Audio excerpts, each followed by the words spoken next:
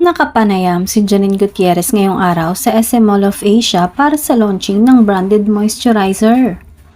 Natanong ang dalaga kung kumusta ang magiging teleserye nila ng aktor na si Jericho at kung tuloy pa ba ito.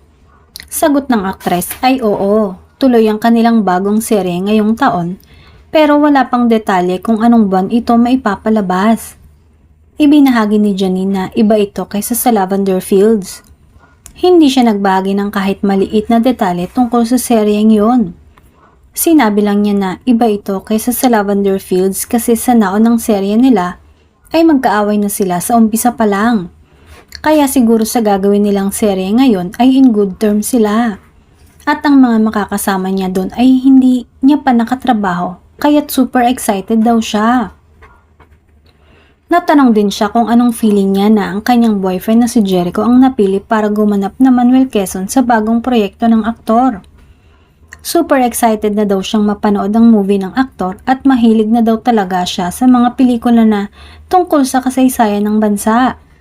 Samantala, makikita sa mata ng aktres ang kilig at saya sa tuwing matatanong siya tungkol sa kanyang boyfriend na si Jericho kaya't halatang in love na in love siya.